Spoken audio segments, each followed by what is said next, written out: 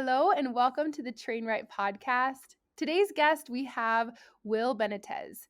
So Will or Wilfredo Benitez is a performance nutritionist located in Portland, Oregon, and he is the head nutritionist and owner of On Pace Wellness LLC. Will believes that nutritional optimization is a process that involves sustainable behavioral changes and practices. Will works primarily with athletes, but also with those who enjoy or want to enjoy an active lifestyle, helping them to optimize their nutrition to elevate performance and health. As a performance nutritionist, a certified running coach, and an athlete himself, Will understands the athlete mindset, what it's like to pursue athletic goals, and how to balance the pursuit of those goals with other responsibilities. He's passionate about helping his clients strike the necessary balance to make the nutrition coaching process result in sustained nutrition habits that are effective for clients' goals. And you might remember him from last year. We've had him on the podcast a couple times, but I'm super happy to talk to you today. Hey, Will, how's it going? Hey, Hillary, it's going really well. Thanks for having me on again. Yeah, and speaking of, all of your, qualifications as a nutritionist, it wasn't too long ago that I actually saw you out on the trails when I was visiting a friend of mine in Washington. Actually, where was it that I saw you? Yeah, we were both for the first time circumnavigating Mount St. Helens Yeah. in Washington, which was just something I've been looking forward to for a really long time, and just super funny seeing you out there because I was with a buddy of mine, and he was asking me, he follows me on social media, and he was asking me about like these athletes I'm working with and who I'm posting about and yada yada, and your name had kind of popped up, and I was like, yeah, I think she's in Washington, actually, like up near Seattle area. He was like, man, how funny if like we saw one of these runners out on the trail. And I was like, because he runs up there. He's near Seattle, and he runs up in the North Cascades a lot. And there are a lot of amazing runners out there. And he's not bumped into a couple, but he's seen some. And I was like, yeah, that'd be awesome. And then, like 10, 15 miles later, you pop up with your, a couple of runners. And I was like, what is like happening right now? Yeah, exactly. Cue Hillary off the trail. It's like it's like you manifested my presence. It was nuts. And then I learned to find out that it was also your first time circumnavigating Mount St. Helens. So it's just like one of those moments, it's like, does not happen uh that often at all. But super, super cool and awesome to, have that be the moment. And, that was actually the first time we even I think saw each other's faces in like a live way, which was like really funny and yeah, just really cool.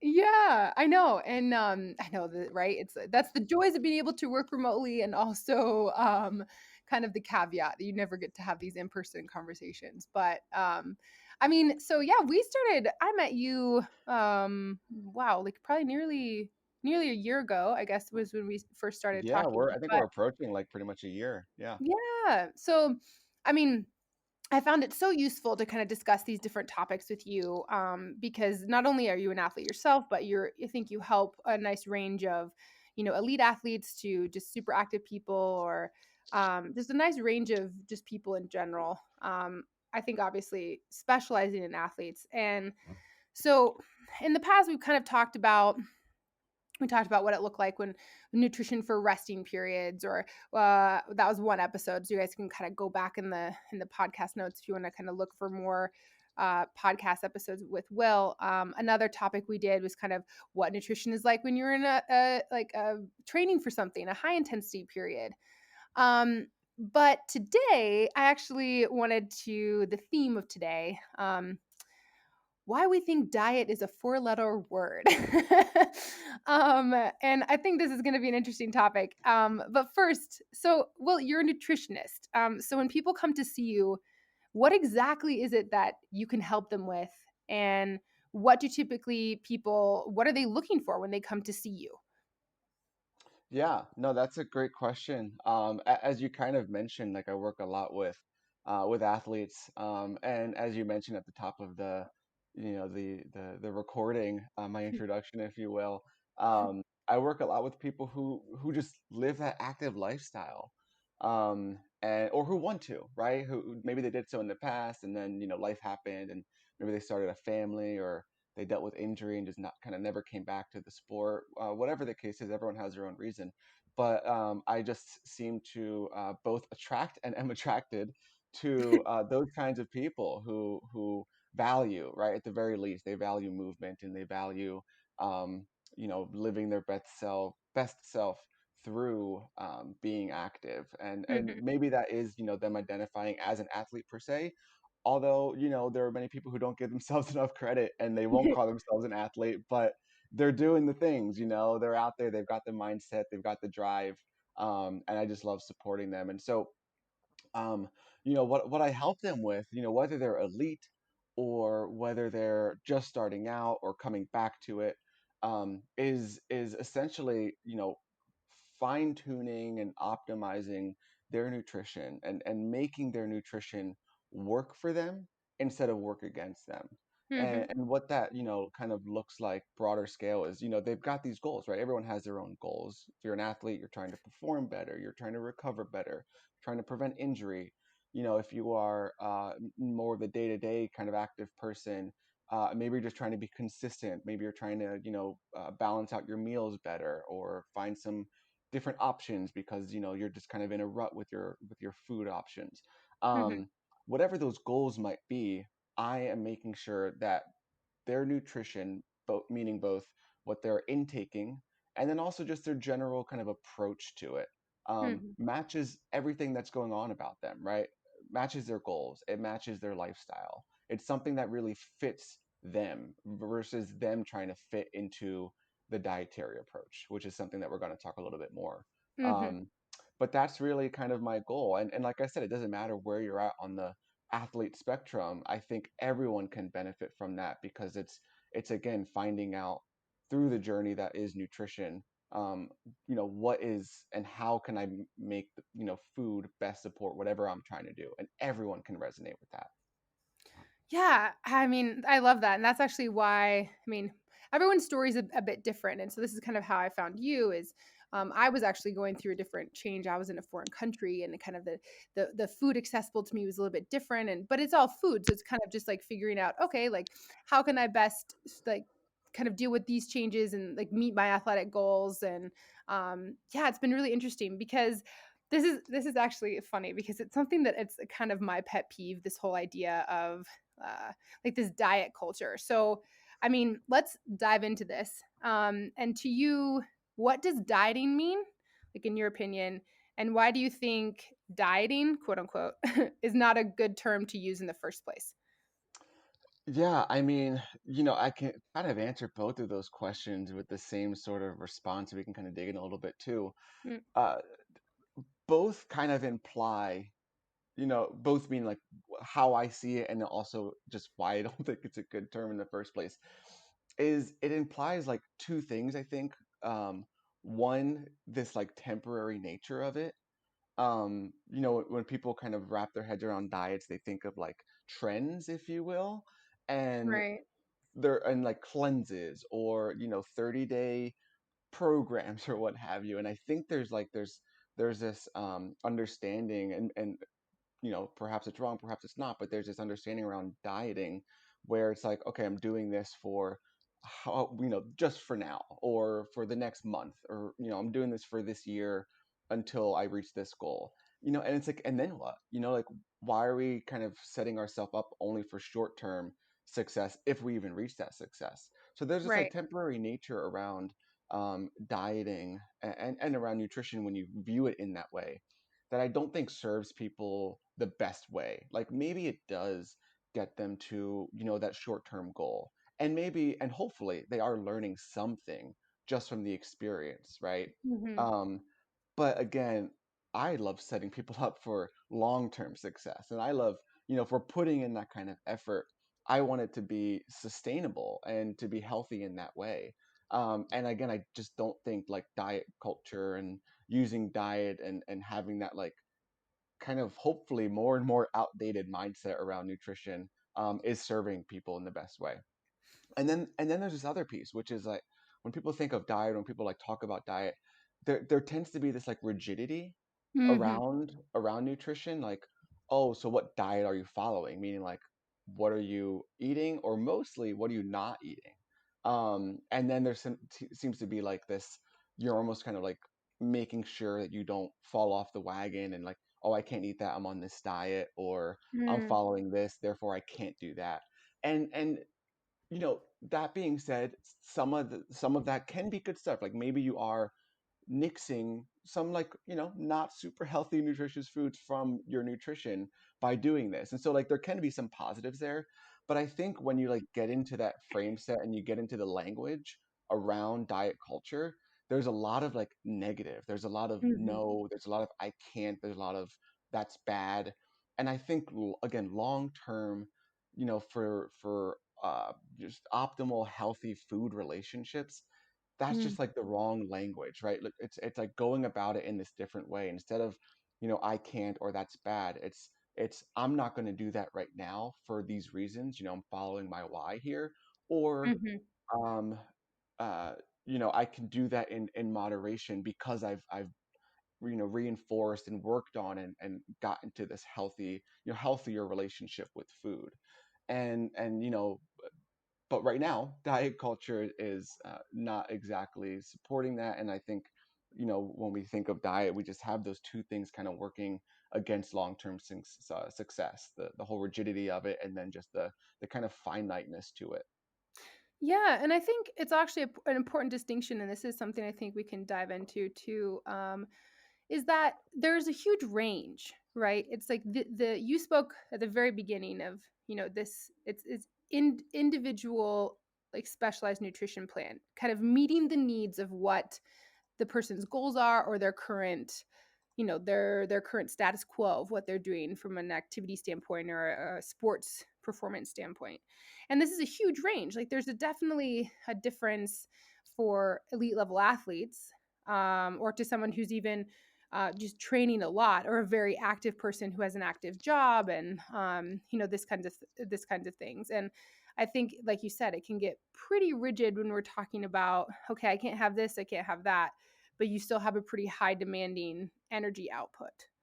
Um, and so, yeah, I completely agree. It can be, and it's a topic I discuss with a lot of the athletes I coach, and I'm generally being like, okay, I'm not an expert, so if you need to speak to someone, here's Will's contact. um, but it's quite a range, and I see it more often than not causes kind of mental fatigue when someone is kind of put into this category, of I can do this, or I can't do that.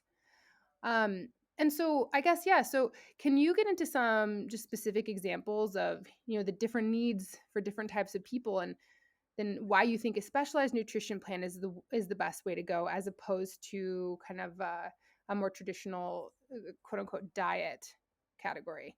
Yeah, yeah, totally. I totally can. And if I can, I'm gonna press pause on that for just like 15 Yeah. seconds because I want to drive that point home that you just made, in that like, um, you know, there are these like different needs for people, right? And so just another reason to not fall into the diet culture trap of like being super rigid.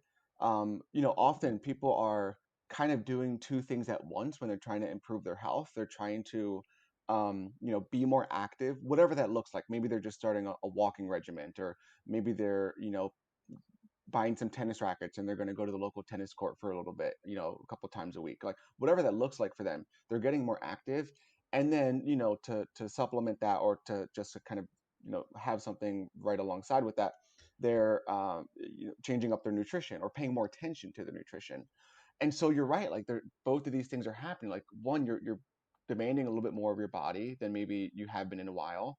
Hmm. Um, and you're also paying more attention to your food. And if you go the route of, cutting out a bunch of foods for X, Y, or Z reasons, or having this mindset that no, I can't do that because that's not healthy, and I'm trying to be healthy. It's like you if you don't do it the right way, you run the risk of probably not nourishing your now more, increasingly active lifestyle. Um, and that's actually a nice segue to actually getting into the question you just asked, which is like, why is kind of specializing it, or individualizing it, the better way to go? Why is that the way I go with clients? And I think, I'll start there. It's because, I want to understand and I want to make sure that the nutrition approach that we take is geared towards the individual, right? And it's geared towards what the individual's physiology is like, what the individual's lifestyle is like, what the individual's goals are. There's all those Mhm. things that come into play when it comes to nutrition. I mean, nutrition in general and nutrition coaching has this like psychological bent to it, so it's so complex and multifaceted just there. But then also you get into like the physiology of it, and everyone's different, right? So people are absorbing nutrients differently, which is evident by like you can have someone who's like, I'm really low iron, I need red meat. They get the red meat and their iron goes up, right? Or you have Right. people who are like eating plenty of meat and yet they're still having low ferritin issues. That's like the perfect example. And I see it time and time again. Like, it's not this like one answer solution for people. Like, both people getting the meat or red meat in and having very different kind of iron or ferritin levels, and it's like, well, why? It's like, okay, well, because people's physiology is different. People absorb nutrients differently, and there's different Mhm. interactions going on and chemical reactions going on inside the body that Right. need to be given attention, and they need to be recognized and appreciated, and worked with, right? Because that's just their body. And then you have all these other factors, such as underlying health conditions, right? More and more people are having these health conditions.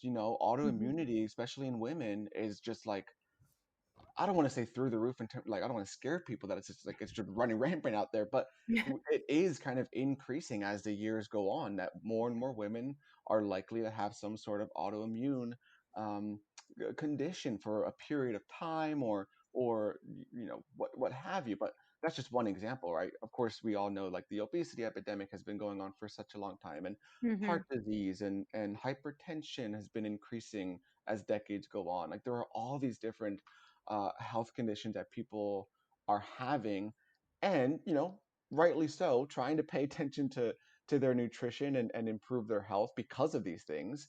Or maybe their parents had it and they don't want it, so they're paying attention to their food. But Mhm. that needs to be taken into account, right? And the only way to do that is to dig into that and to make sure that, again, that their nutritional approach is taking all that into account. And diet trends, kind of labeled diets or big name like diet protocols aren't doing that, right? They're not taking into account. They're not asking those questions.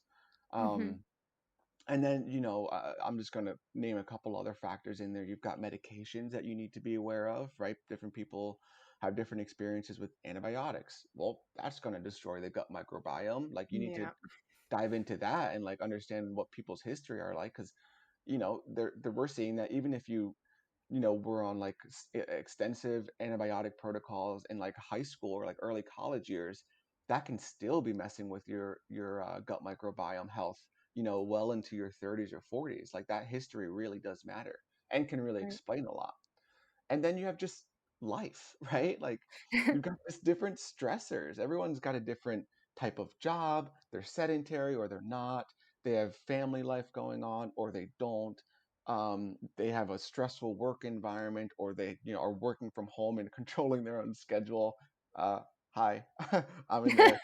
Um, but that matters, right? That needs to be taken into account, and how you eat and what you eat, and what your meals look like and how balanced they are. It should fit you, like I said, versus you fitting the trend.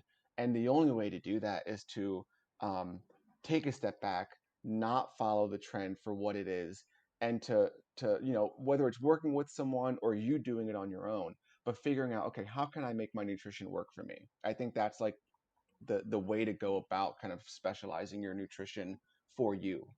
Mhm. I mean, I actually had a question there. It's like, why do you think that there's an increase in, autoimmune, um, I don't know if you call it diseases, disorders, in women? Like, why do you think that that's a trend that we're seeing? Yeah, that's, I'm gonna disclaimer here. I'm not a medical doctor or researcher. I know your brain goes there because I know you Yeah. love the science and you love the research. Um, there are a lot of hypotheses out there, just like there are for many different. Why is autism increased? Why is Yeah. or autism diagnoses increased? Why has Right. gluten-free and people becoming like gluten sensitive? Why is that kind of increased? Like there are all these different things that we are seeing increasing. Um, and like I said, many different possible reasons that I hope researchers are digging into. The question is always like, is there money there? So there's Mm. that big, resistance potentially. Um, but uh, if I'm kind of putting my own kind of 2 cents in here, it's like, well, two things are happening simultaneously over the last, like, I don't know, 30, 40, 50 years. You've got medication usage going way up, right? I mean, Mm. just way, way up. Just people being more and more willing to take it, doctors being more willing to prescribe it. Antibiotic usage, like I mentioned, really, really going up. Even just for minor things. Um, I have plenty of clients who were on antibiotic protocols and it did nothing. And then they Mm. realized they were dealing with something else, and they didn't even need those antibiotics. Like I hear these stories time and time again, Oh man. as if like the antibiotic was like this like multivitamin that it doesn't matter if you take it or not. It's like, no, this thing wrecks your body. Like it No. only should be used when it needs to be used, not like this, band-aid, if you will. It's not that Right. minor. Um, so you've got like that culture right around our healthcare, just like being treatment based and not prevention based, leading to a lot of these like pharmaceutical medications and like antibiotics and things like that I mentioned. And then you also have just on the other side of it like food production, right? Just everything there. I mean that's a whole issue, which Mm. what is now in our foods, what is out of our foods. Our agricultural practices have completely changed even within the last 50 years. They're studying soil and they're finding that our soil content is like increasingly lower and lower in various minerals. Mm. It's why like a lot of people are saying, you probably need everyone should probably supplement with magnesium at this point. Usually if we eat a good whole food based diet, we can get plenty of these minerals from our foods. But now, again with the studies in soil, we're like, well, we know that these foods should have this kind of content of minerals. However, we're not confident anymore that they do because the soil doesn't. And if the soil doesn't, there's no way that these foods do.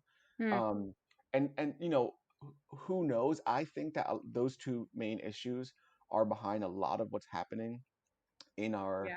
in our society, in our country, in the Western world, because this is increasingly getting well beyond this country, the United States, and going towards many other countries out there in other continents. And so I think that those two things are a big reason for a lot of the health issues that we're seeing. Of course, like I said, I'm not a researcher. I've not been in this world, I don't think, long enough to understand what per se is behind like the increase in autoimmune. But I think that there's probably something there. I mean, we're just entirely changing the way we approach healthcare and the way we approach food. Not even like Right. nutrition, but just like food production Hmm. and yeah, it's sad. I don't want to I don't want to paint the picture that like but there's no hope either. But yeah, I think that's going to be a lot of what's driving these issues that we're facing. Yeah, and actually, these are some things I was going to bring up to discuss with you. Because those are my theories as well. So yeah, thanks for speaking to that a little bit. I know you're not an expert, but I mean, you've been in this field a while to have the kind of your educated suspicions, I guess I would call them. Yeah, I love that. Exactly. I do have educated suspicions about a lot of things. But this actually segues nice into the next question I wanted to ask you, and it's how do you consider the needs of an individual when making a nutrition plan? And it's certainly with these things you just mentioned, like most people should be supplementing with magnesium. I know it's something like I mean for my nutrition goals, like speaking personally here, when you were helping me with them, a lot of them were optimizing the supplements in my diet to make sure that I was getting everything that I needed. Yeah, exactly. To answer your question and touch on what you just said, the only way for me to have done that is to kind of dig in a little bit with you, right? And that's what I do with people who I work with. It's, two things. I love starting off with what I call dietary analysis, which is like pretty typical approach in my field where, you have someone like complete some food logs.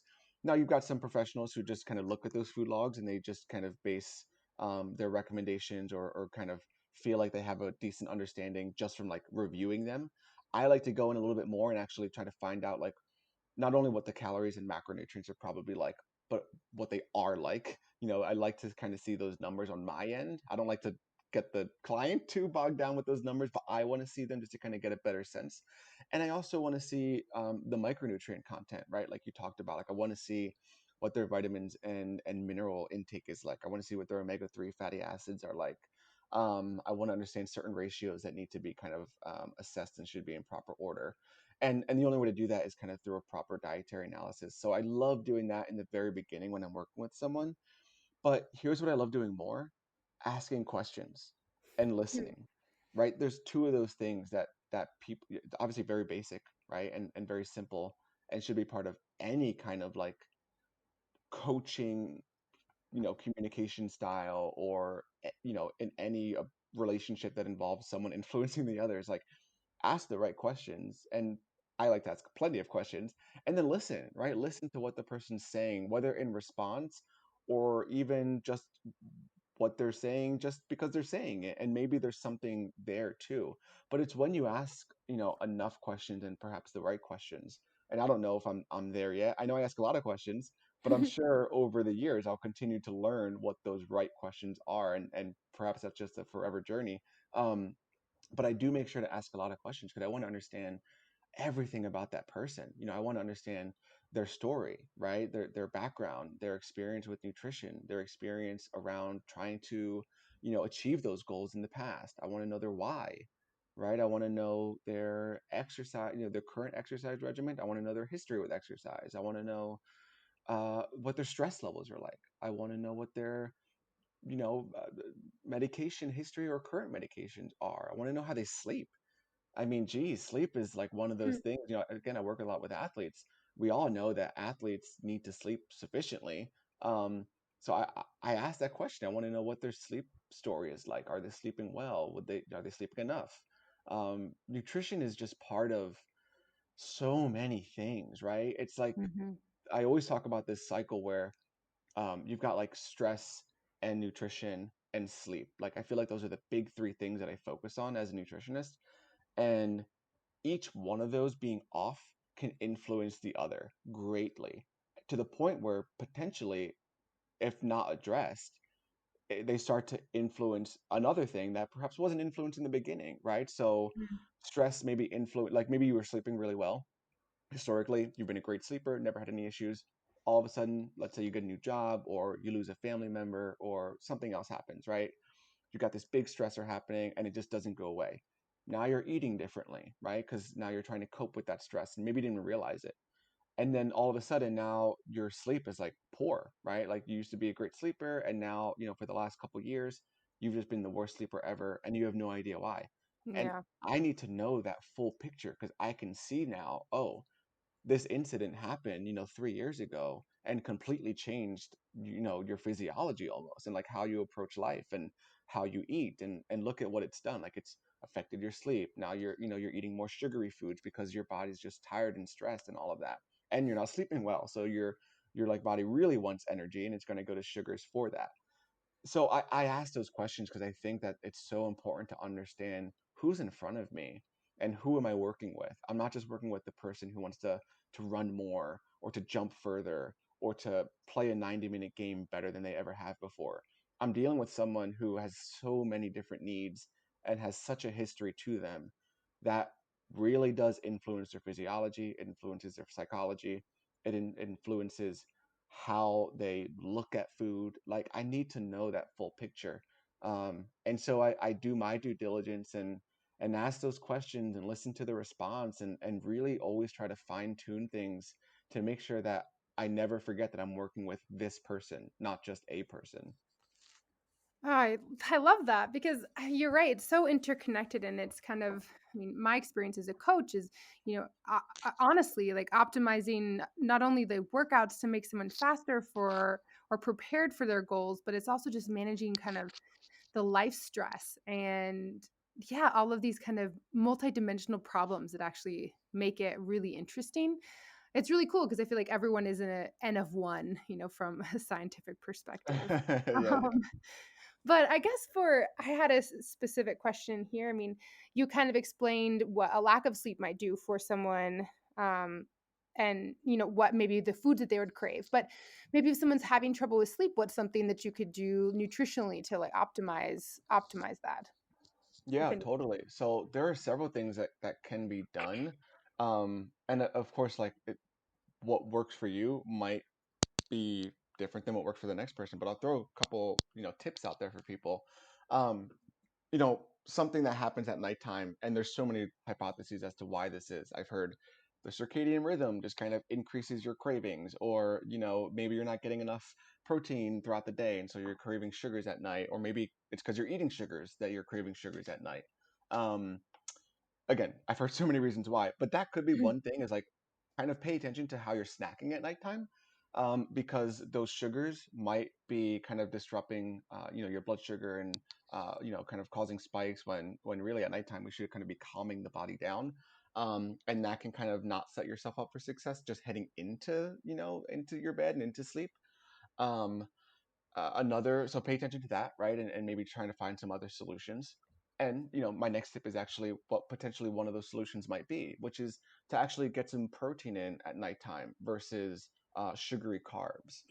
Mhm, So often what I switch people to, is have some, have a small handful, not like a full cup or anything like that, but like a small handful of some nuts or seeds or something like that. Something that just supplies a little bit of protein, which it has been shown to help with like recovery overnight. So just from an athletic standpoint, bonus there. But is also helpful because certain amino acids, from the protein foods, are actually really important for the sleep hormone cycle and for serotonin production, which leads to melatonin production, which is our sleep hormone. And so, for that cycle, there's a certain pathway that happens for melatonin production. For that to happen, it starts with certain amino acids. And what's really cool is that in order for some of those amino acids to kind of break through the blood-brain barrier better, carbohydrates are actually helpful for that. So sometimes what I tell people is, instead of like going for like half a chocolate bar or some like gummies or just like something like super sugary at nighttime because your body's telling you to, or maybe they're trying to be healthier, but they're just having like a whole piece of fruit. Have like half a piece of fruit, or even just a quarter, so you get some carbs in there, and then add a little bit of protein in there as well. And that can help both things. Like I said, get the carbs in to get those amino acids through the blood-brain barrier and helping with the sleep hormone production. Um, and that often is a nice combination that people do better with versus just kind of the sugary snack. Another tip, because I'm on the train here and I love talking about this stuff, um, is I love herbal tea. Like I mhm, love drinking tea at night. It's something that my wife got me into. It's funny. I come from a Latin background. I'm Puerto Rican, and my wife mhm, is Russian American. She's actually mhm. born in Russia. Um, and so like tea is in her culture and coffee is in my culture. And I never drank tea before meeting her, and she wasn't a coffee drinker before meeting me. So like we both now we like start our days with coffee and end our nights with tea, like ritually, like it is like to a T we're doing this. No pun intended there. Um but it's so common. Like there's a reason it's stuck, is because like what I found was like, wow, I'm like really getting into that like relaxing state at nighttime, just like calming down. Like maybe occasionally we're like finishing a movie or just sitting on the couch reading and drinking our tea and like playing with our dog. But it's like so nice to just end with like a hot beverage like that. And I'm choosing the tea specifically to make sure it's like a good quality one, but then also making sure like the herbs in the tea are like promoting, calming the body and getting into like a good parasympathetic state and really kind of optimizing my sleep potential. And yeah, it's worked for us. I've seen it work so much and so well for clients that I've supported. And yeah, I think that's just like a nice third tip, if you will, for people to employ if they're struggling with sleep and if they haven't tried that yet. I'm so glad you mentioned tea because that's, I think, a super important part of this whole idea of like nutritional lifestyle, is because it includes all these other things like supplements, but also kind of balancing just these routines, I think. And I think at least we talk about this a lot, in kind of my nutritional goals, or like herbal supplements and things like that. And teas are just, oh man, there's a reason why there's so many different kinds.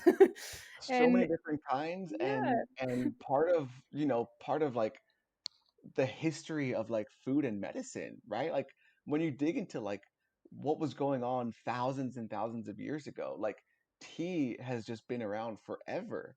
And the plants that they come from have been around longer than that. And you look at like these like traditional, like super traditional medicinal remedies, and like they're including these teas and they're including like the same plants. And yeah, it's like this stuff is tried and true, tested for civilizations, and we're still here, right? And um, yeah, it's medicine that we're drinking at nighttime for sure, or that we're taking as a tincture in the morning or what have you. It's Yeah. good stuff.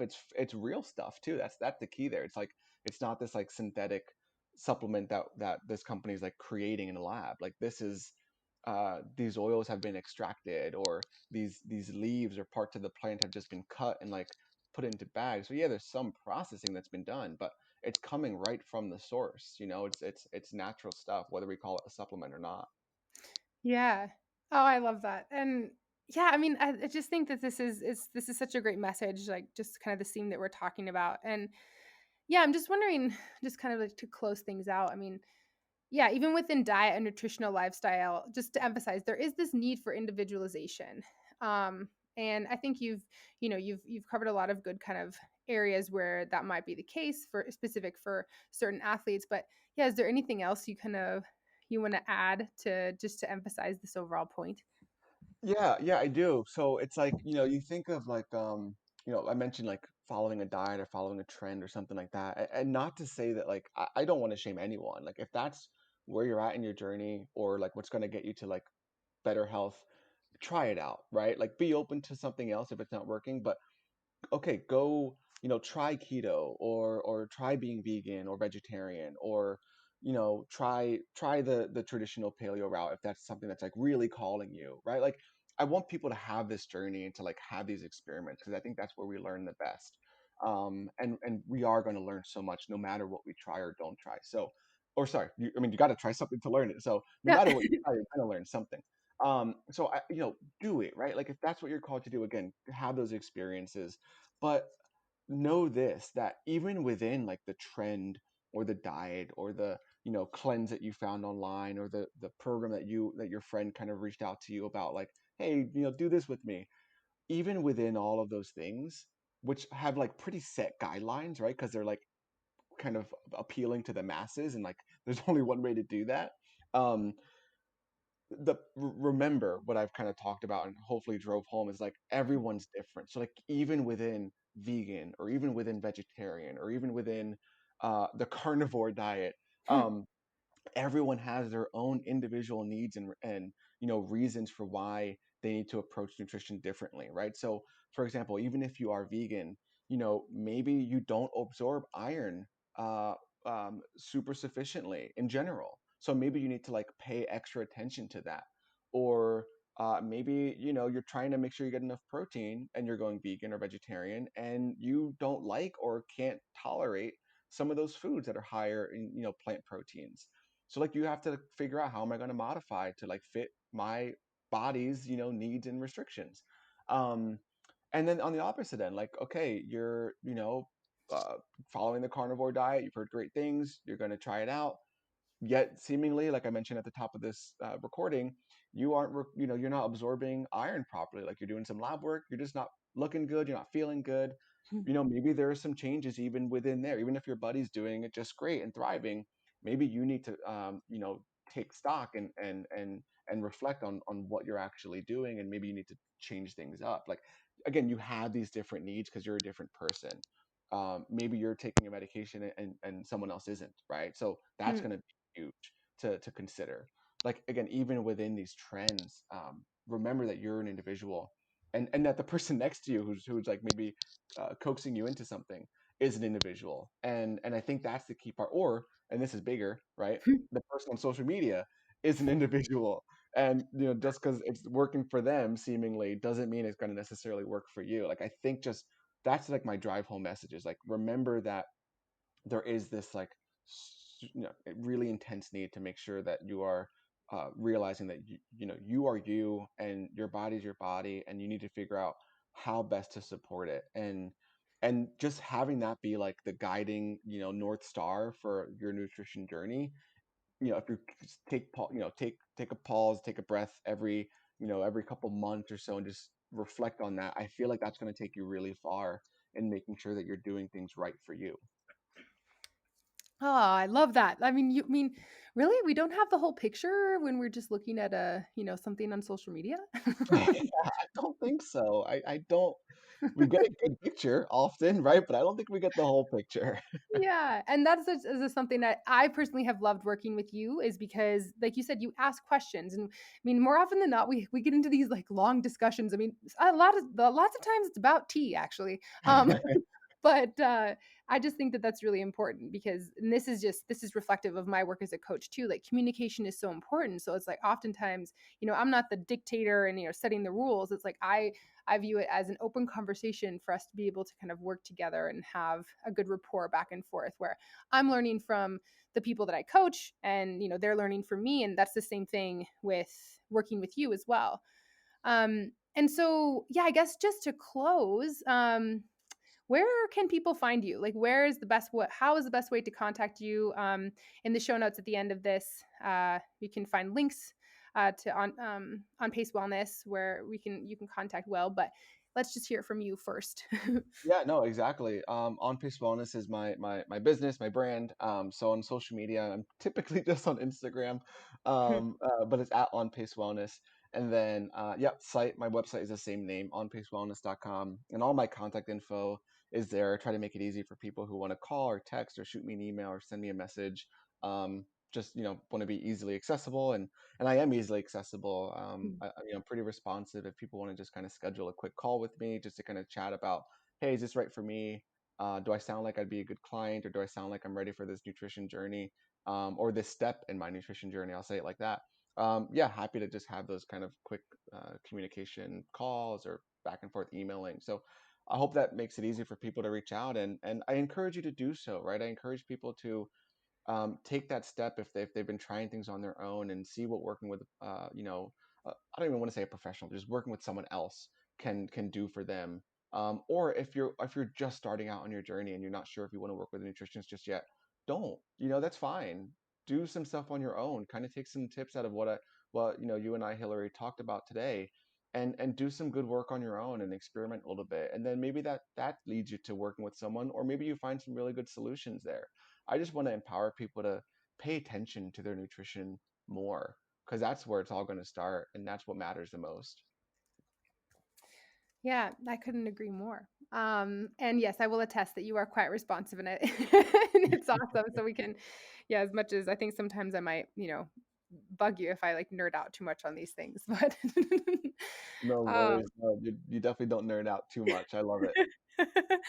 but thanks so much for talking with us today. And I think, I mean, I hope to have you on again to talk about some other topics. I mean, you alluded to it a little bit, like the gut microbiome. That's always one that I really want to get into. So I encourage people to maybe comment and let us know like some other topics that you would like to hear from Will. So